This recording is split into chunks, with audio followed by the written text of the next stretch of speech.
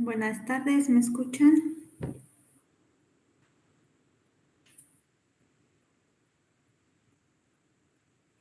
Hola. Sí, doctora, se la escucho. Bueno, gracias. Voy a compartir pantalla, por favor.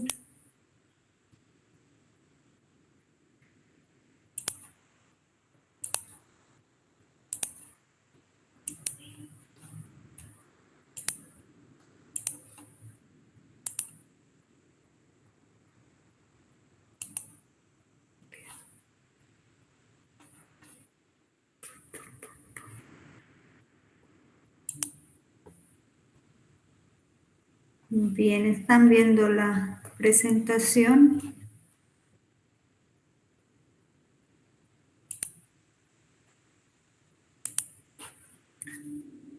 Bien, Sí, doctora.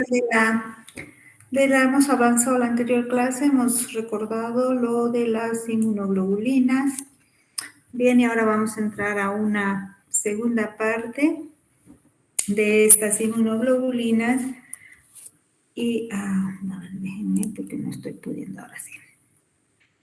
Si ustedes se acuerdan, hemos hablado también la anterior clase que, bueno, de acuerdo a los aminoácidos presentes en la cadena pesada, las inmunoglobulinas se podían diferenciar en inmunoglobulina G, A, M, D y E. Algunas de ellas, obviamente, atraviesan la barrera placentaria, no algunas, solo una que es la inmunoglobulina G, que llega a atravesar la barrera placentaria, que es la que las madres, o sea, proporcionan a los niños y lo que les proporciona, es decir, una inmunidad a los niños gracias a esta inmunoglobulina que atraviesa la barrera placentaria y proporciona la inmunidad inclusive durante los primeros meses de vida.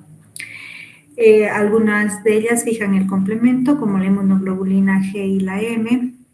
Sí, donde se encuentran, otras se encuentran, habíamos indicado, en los líquidos corporales, como el líquido cefalorraquídeo, en la mucosa, que es la inmunoglobulina A, ¿verdad? Tenemos, producen opsonización, sí, habíamos visto que era la opsonización, el recubrimiento de anticuerpos al antígeno para facilitar la fagocitosis. ¿Qué características podríamos indicar de las inmunoglobulinas? Como les había indicado, una de ellas especialmente la inmunoglobulina G, que proporciona la madre al feto, o sea, le transfiere este tipo de inmunoglobulina G porque esta atraviesa de hecho la barrera placentaria. Si ustedes pueden observar este cuadro que tenemos en este momento, vemos que la inmunoglobulina G, que es la que ha transferido la madre al feto, es con la que nace inicialmente. Ya al poco tiempo de vida, el bebé ya empieza a producir su inmunoglobulina. Inicialmente de hecho, esta inmunoglobulina G, que ha sido transferida de la madre al bebé, empieza a disminuir en concentración. Y el bebé ya empieza a producir su propia inmunoglobulina. De hecho, la primera inmunoglobulina que produce es la inmunoglobulina M y posteriormente la IgG. También se puede indicar que otra de las inmunoglobulinas que produce es la inmunoglobulina A, que se encuentra, como ya les había indicado, en las secreciones sobre todo.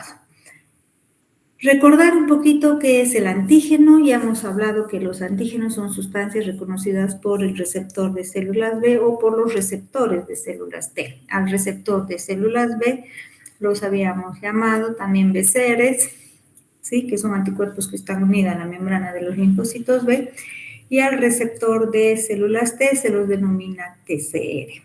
Sin embargo, también recordar que los linfocitos T, ¿verdad?, solamente reconocen péptidos que son presentados por medio de una molécula de histocompatibilidad o a través de moléculas de MHC, como así se los llama. Ya puede ser de MHC1 o MHC2, como vamos a ir viendo nosotros posteriormente. ¿Dónde se originan los antígenos? Bueno, hay antígenos exógenos, es decir, que vienen a través de parte externa y que va a ingresar a nuestro cuerpo. ¿A través de qué vías van a ingresar? A través de las vías respiratorias, a través de las vías digestivas, a través de atraviesa la barrera de la piel, ¿sí? Que sean por orificios que han atravesado la barrera de la piel, que pueden ser por inyecciones, a través de algunos, por ejemplo, animales, como habíamos indicado, zancudos, mordeduras, etcétera, ¿sí? Y tenemos los antígenos que también se pueden originar en nuestro cuerpo, que son los antígenos endógenos. En este caso, se da cuando una persona, por ejemplo, ha sufrido algún proceso viral, puede ser un proceso bacteriano, que ha sido muy fuerte, entonces se forman complejos de hecho autoinmunes en nuestro organismo. Entonces, esos serían los antígenos endógenos.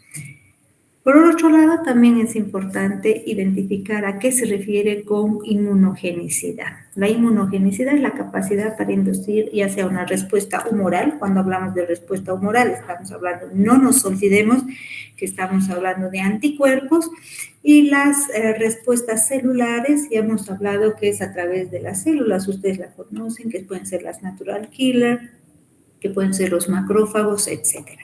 Entonces, ¿qué es lo que sucede en el caso de la respuesta humoral? Tenemos, por ejemplo, acá un linfocito B con sus receptores en su membrana que captan a un inmunógeno, ¿verdad? Y se transforman en células efectoras. ¿Qué quiere decir? Pueden ser células plasmáticas, productoras de anticuerpos y además células de memoria. ¿Qué quiere decir células de memoria? Que en una próxima infección por el mismo microorganismo, bueno, pues estas células van a actuar rápidamente porque son específicas para ese microorganismo que ha ingresado. Si se trata de la inmunidad celular, habíamos dicho que tenemos a los linfocitos T que reconocen péptidos, ¿sí? Que han sido presentados a través de una molécula de MHC, que puede ser tipo 1 o tipo 2, que también se va a transformar en una célula efectora, que puede ser una célula helper, linfocito T helper, que puede ayudar a las células o direccionar a las células para que se produzca una respuesta específica contra el antígeno que ha ingresado, y también se producen células de memoria en todo caso.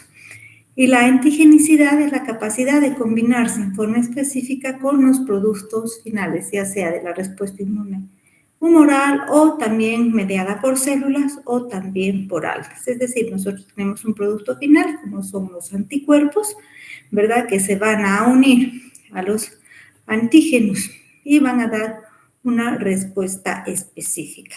Aquí en los linfocitos T también habíamos indicado que se producen linfocitos T helper, linfocitos T citotóxicos, dependiendo del tipo de microorganismo que haya ingresado. Una característica muy importante es ver que todos los inmunógenos son antígenos, sin embargo, no todos los antígenos son inmunógenos, es decir, no todos los antígenos van a activar a las células, ya sea a los linfocitos B o a los linfocitos T. Sin embargo, todos los inmunógenos, a eso se refiere, van a activar, ya sea a los linfocitos T o los linfocitos B. ¿Y a qué nos referimos? ¿Qué son los aptenos? Normalmente, recordar, porque asumo que esto ya han llevado ustedes, que un apteno es una molécula que por sí sola no es capaz de activar al sistema inmune, sino que requiere ser unida a otra molécula, a una proteína mucho más grande, y al unirse el apteno, la molécula, con otra proteína más grande, recién va a poder activar a las células del sistema inmune.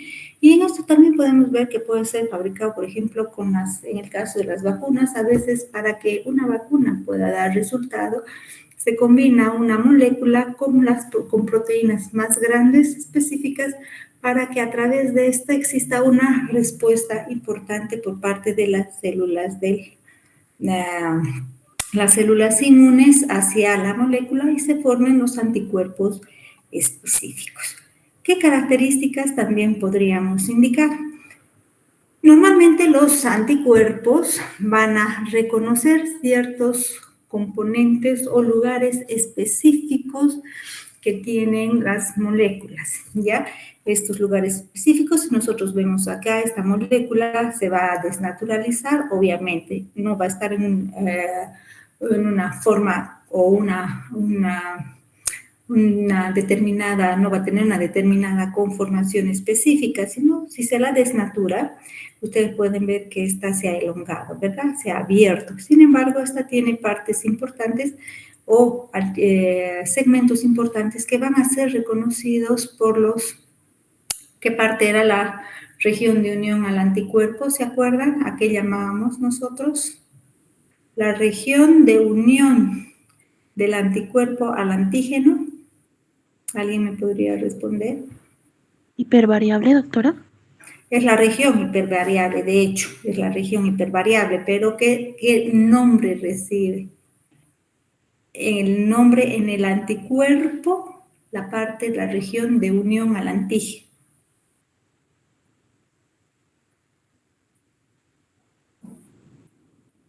Exactamente, parátopo. Entonces, nosotros vamos a ver estas regiones que están pintadas acá de naranja, que son regiones que son reconocidas por el anticuerpo y se van a unir a él, ¿ya? Sin embargo, cuando ya, o sea, lo que quiere decir que inicialmente el anticuerpo puede reconocer partes o componentes de una antígeno o poder componer o reconocer al antígeno en su totalidad, ¿verdad? Sin embargo, a diferencia de los linfocitos T, que van a reconocer solamente, únicamente péptidos, ¿verdad? No así al antígeno completo. Acá tenemos también donde tenemos ciertos determinantes antigénicos que se van a unir, si bien, si ustedes se fijan, por ejemplo, que se encuentran desnaturalizados, ¿verdad? Acá se tiene una región de unión al antígeno y ese es el lugar donde se van a unir. Sin embargo, cuando estos lugares se encuentran en un estado o el antígeno se encuentra en un estado conformacional donde va a evitar, no va a exponer, así hablemos claramente, no va a exponer el lugar de unión al antígeno, obviamente el anticuerpo no va a poder unirse a él. Sin embargo, cuando se produce una proteólisis o una desnaturalización, se expone la parte del antígeno que va a ser reconocido por el anticuerpo para poder unirse a él.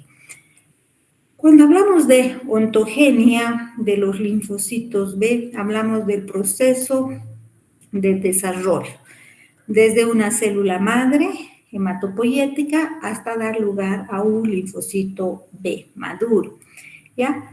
¿Dónde ocurre? Si nos acordamos nosotros, en las clases que habíamos pasado, hemos visto que este proceso ocurre en el linfocito B en la médula ósea y no así en el linfocito T. En el linfocito T terminaba de madurar en el timo, si ustedes se acuerdan, ¿sí? Entonces, si vemos este cuadro, podemos ver que en la ontogenia de los linfocitos B, entonces vamos a ver el proceso de cómo va a ir desarrollándose el linfocito B.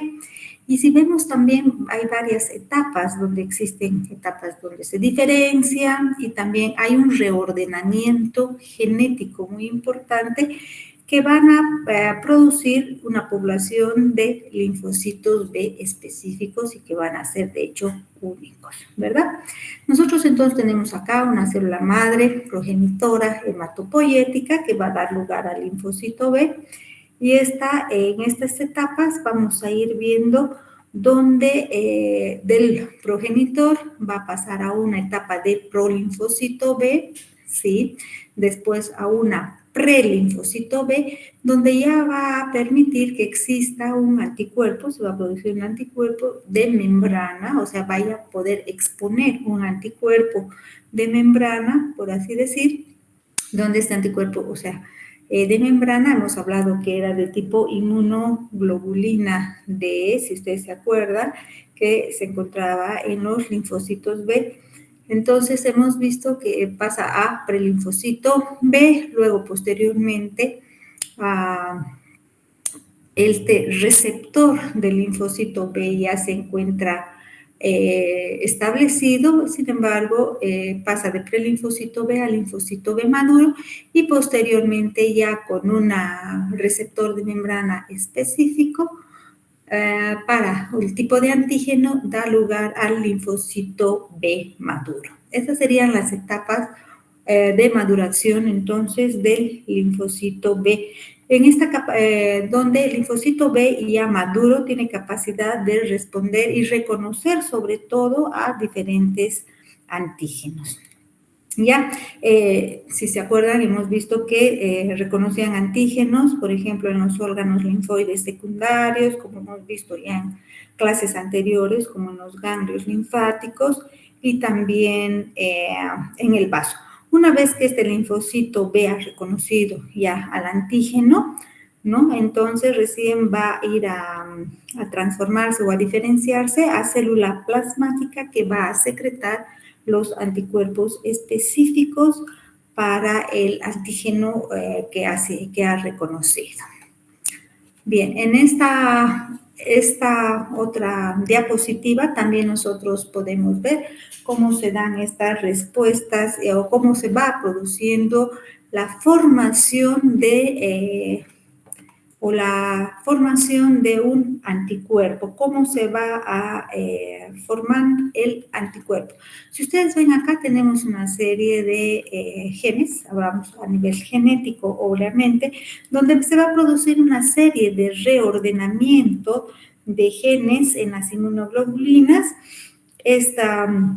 Este reagrupamiento que se va a producir obviamente tanto en las cadenas, si ustedes se fijan en esta diapositiva, tenemos reordenamiento de genes que se va a producir tanto en las cadenas ligeras como también en las cadenas pesadas y también en las cadenas variables y en los segmentos constantes. ¿No ven? En la síntesis de la cadena ligera, aquí vamos a poder nosotros ver en esta otra diapositiva, esta generación en diversidad de las inmunoglobulinas. Hemos visto que de la célula madre pasa a una célula pro-B temprana. La célula madre no tiene inmunoglobulinas de superficie, o sea, no tiene los BCRs o receptores que habíamos nosotros indicado en la membrana de los linfocitos B. Sin embargo, cuando vamos a la célula pro-B temprana, si se fijan, los genes de la cadena pesada, hay un reordenamiento de genes denominados, o sea, segmentos que se denominan DJ, ¿verdad? En la cadena ligera no se produce todavía ningún reordenamiento. Cuando pasa de célula pro-B temprana a célula pro-B tardía, ya hay un reordenamiento de genes de la cadena BDJ. Así se llama esta cadena, vamos a ver acá arriba. No, abajo vamos a ver en otra diapositiva, hay un reordenamiento de la cadena, acá está. Estos genes de la cadena pesada, donde van a haber unos genes denominados BDJ, ¿ya? Entonces, hay un reordenamiento de esos genes BDJ, ¿verdad? Cuando pasa de pro-B tardía a pre-B grande, ya se forma, existe un receptor de linfocitos B. Pero este receptor todavía no se encuentra maduro, por así decirlo. Si ustedes se ven, solamente es un prereceptor que todavía está sufriendo una serie de reordenamientos genéticos, ¿verdad? Y en este receptor pre-B se tiene la cadena MU inicialmente. ¿Por qué se tiene la cadena MU? Porque si ustedes se fijan acá, en la formación o cómo se encuentran acomodados los genes, van a ver que después del reordenamiento de genes BDJ, inmediatamente se encuentran genes de la cadena MU. Entonces, por esa razón, la primera en manifestarse, obviamente, estamos hablando de la cadena MU como receptor del pre-B. Después pasa a pre-B pequeña, ¿sí? Donde ya se tiene también, obviamente, el BDJ, la cadena BDJ se encuentra ya reordenado y empieza el reordenamiento en la cadena ligera empieza un reordenamiento BJ.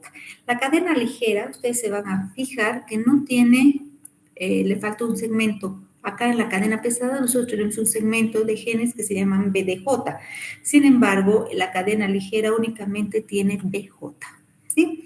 Y además se tiene también en esta etapa la cadena MU del citoplasma y en superficie. Ya cuando pasamos a la célula B inmadura, tenemos completamente, obviamente, la cadena pesada con los segmentos BDJ totalmente reordenados, la cadena ligera y la BJ, los segmentos BJ reordenados, la inmunoglobulina M ya se encuentra expresada en la superficie celular y cuando ya pasamos a una etapa final de la célula B madura, ya tenemos las dos cadenas importantes que son los BCRs que se encuentran en el linfocito B, que es la inmunoglobulina D y la inmunoglobulina M. Y obviamente tenemos ya el segmento BDJ reordenado, en la cadena pesada, en la cadena ligera tenemos el segmento BJ reordenado y por lo tanto ya se tiene establecidas el receptor de inmunoglobulina D y M que ya se encuentran totalmente transcritos. ¿Sí? Y aquí podemos ver posteriormente cuando ya el anticuerpo reconoce, o sea, el receptor reconoce a un antígeno determinado y se transforma en célula plasmática productora de anticuerpos. Obviamente nosotros tenemos genes posteriores, si ustedes se fijan acá, que van a expresar los diferentes tipos de anticuerpos. Hemos dicho que inicialmente empieza obviamente con la cadena MU, pero sin embargo tenemos la delta, que son transcritos de para transcribir la inmunoglobulina M, por ejemplo, después siguen los genes de la gamma, ¿sí? El gen de la inmunoglobulina E y de la A. Al final, se encuentra al final, para transformarse y para reordenar, para dar lugar ya sea a la liberación de sea ya inmunoglobulina A o inmunoglobulina E o inmunoglobulina G, se pierde todo este segmento que ustedes ven y va a dar lugar, el segmento de BDJ se va a unir directamente con la cadena, dependiendo de lo que se vaya a formar. Si queremos inmunoglobulina G, se va a perder este segmento para dar lugar y unión del BDJ directamente a ese segmento. Entonces, lo que se va a escindir, lo que se va a perder es todo este segmento. No sé si está claro o quieren que vuelva a repetir.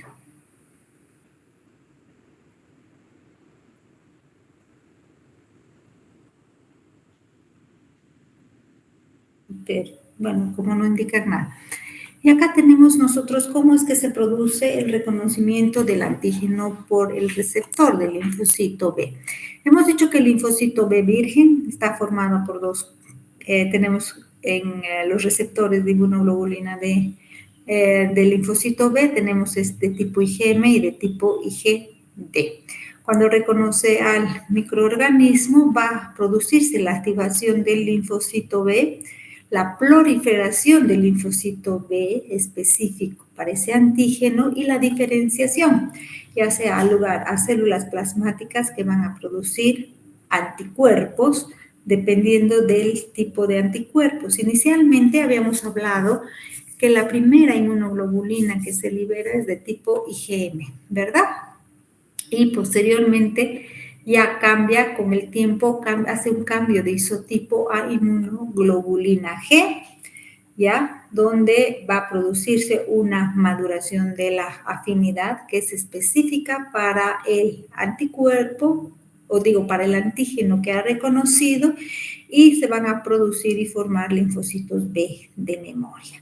Y así es como se va a producir ese proceso de un linfocito inmaduro al linfocito maduro a la célula plasmática productora de anticuerpos. Hemos dicho que inicialmente el linfocito B salía, o sea, con la cadena, con el receptor BCR de tipo M y D, ¿verdad? Y luego saldría y se producía la primera inmunoglobulina en producirse es de tipo M y luego se produce un cambio de isotipo dependiendo a inmunoglobulina alfa, inmunoglobulina G, dependiendo del tipo de antígeno con el que está en contacto.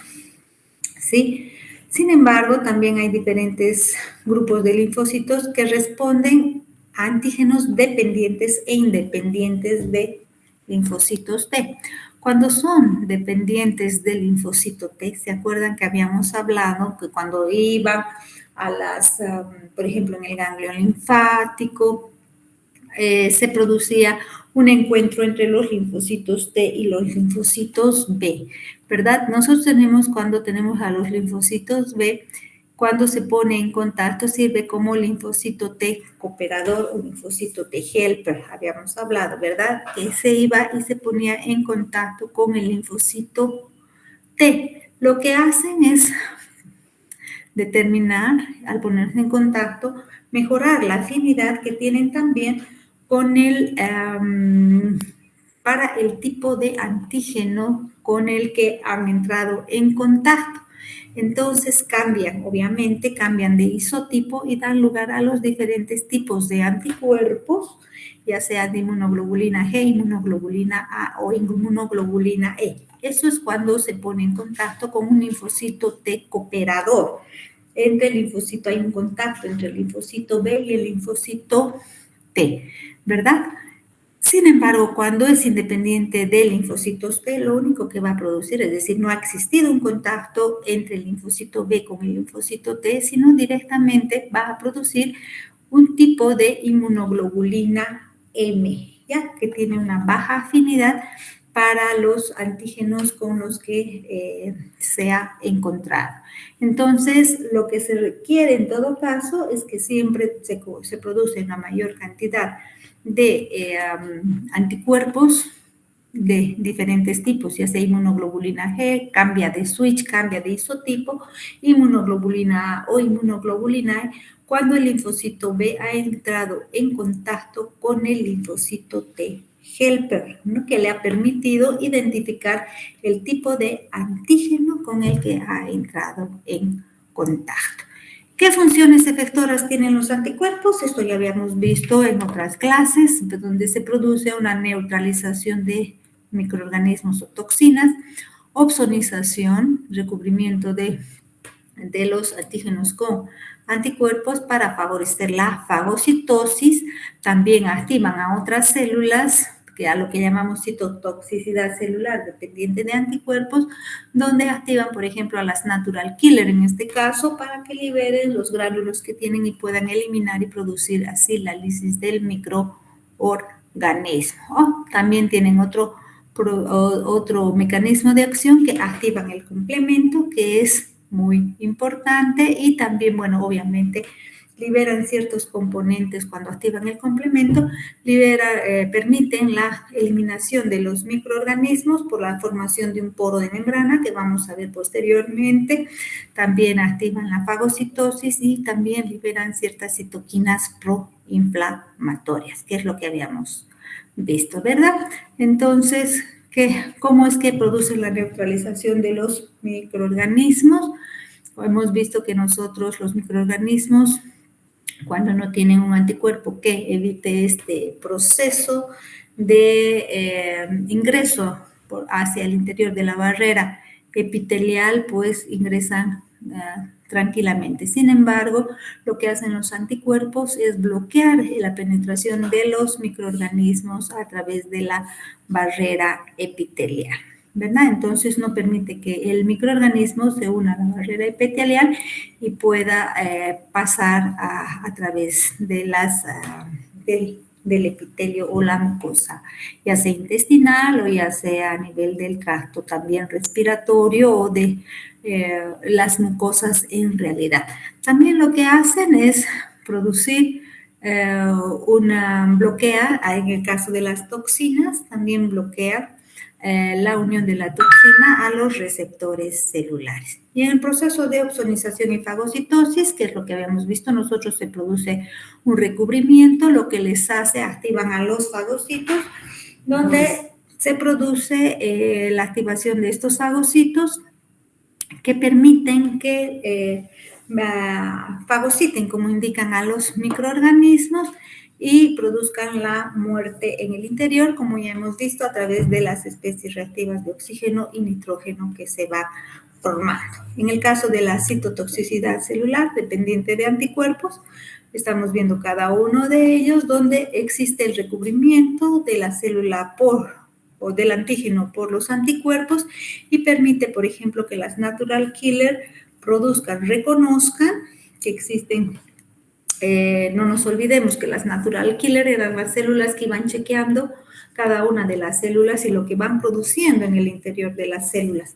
Por lo tanto, cuando se ha visto que existe dentro de una célula, existe producción, por ejemplo, de algún compuesto viral, estas natural killer chequean aquello, entonces dicen, oh, aquí hay en esta célula está aloja un virus, por ejemplo, entonces, ¿qué vamos a hacer? Eliminarla. ¿Cómo la vamos a eliminar?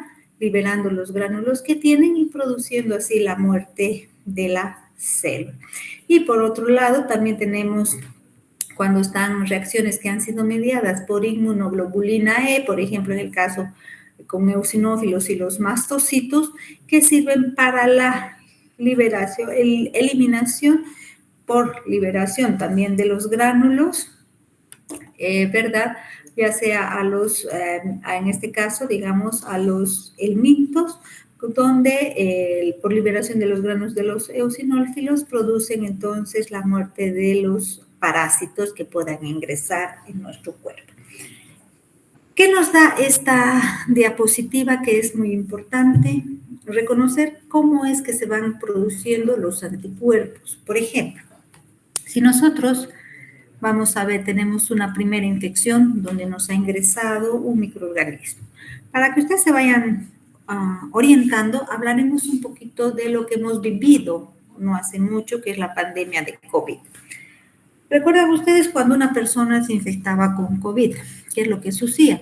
¿Qué es lo que sucedía? Se producían toda una serie de liberación, obviamente producción de anticuerpos, donde inicialmente se daba lugar a la producción de inmunoglobulina M. Esta inmunoglobulina M aproximadamente se producía al quinto día, más o menos, cuando de inicio de infección por el coronavirus, ¿verdad? Y por lo tanto, para saber en qué etapa se encontraba este proceso o una persona en qué etapa se encontraba de la infección, los médicos pedían el tipo de inmunoglobulina M, inmunoglobulina G, ¿verdad?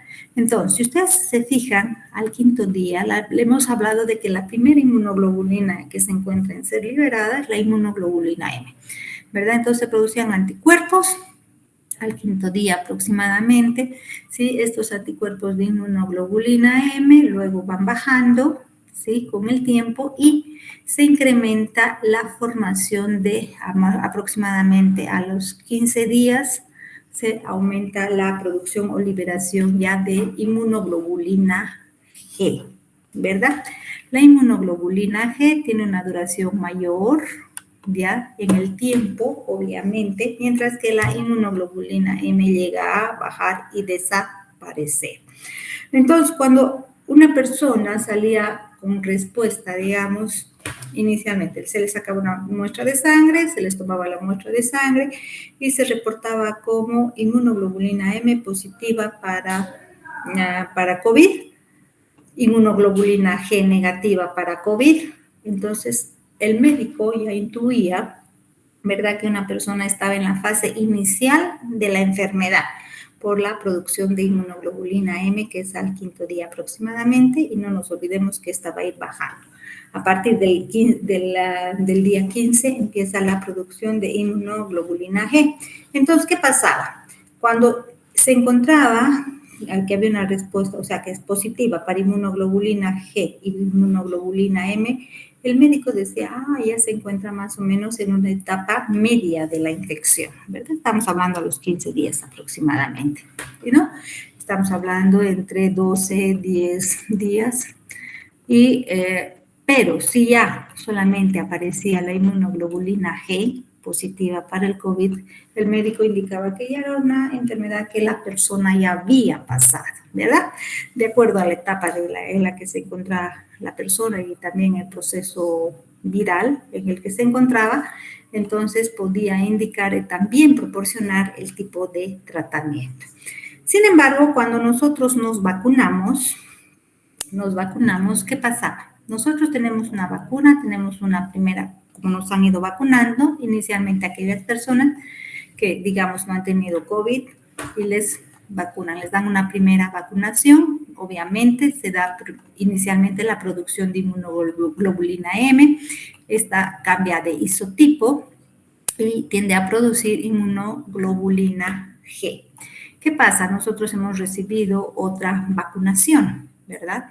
Si ustedes se fijan en la segunda vacunación o tercera que hemos recibido, ya no se produce inmunoglobulina G directamente. No nos olvidemos que tenemos células plasmáticas y además células de memoria que se van formando. Entonces se va a producir rápidamente. Si ustedes se fijan aquí, en una respuesta inicial de producción tenemos aproximadamente 5 días.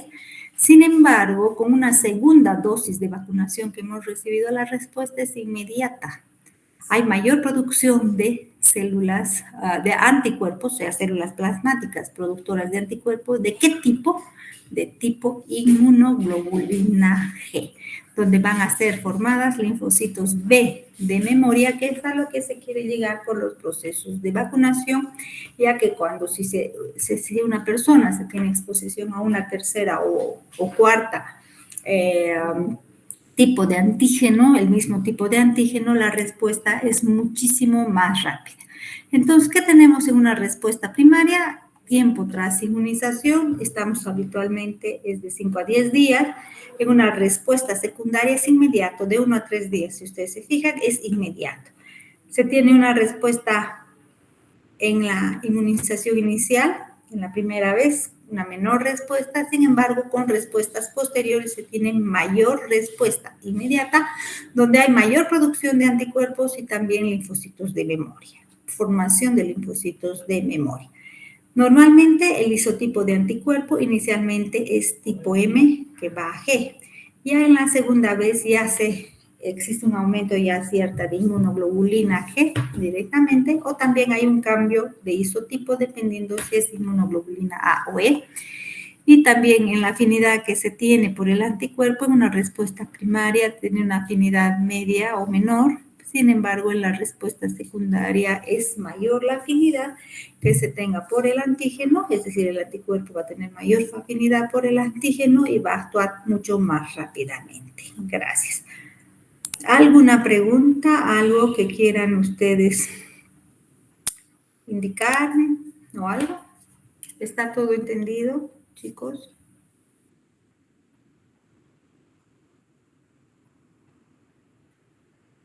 Bueno, si no tienen más preguntas, bueno, pues habríamos terminado la clase y gracias por su participación.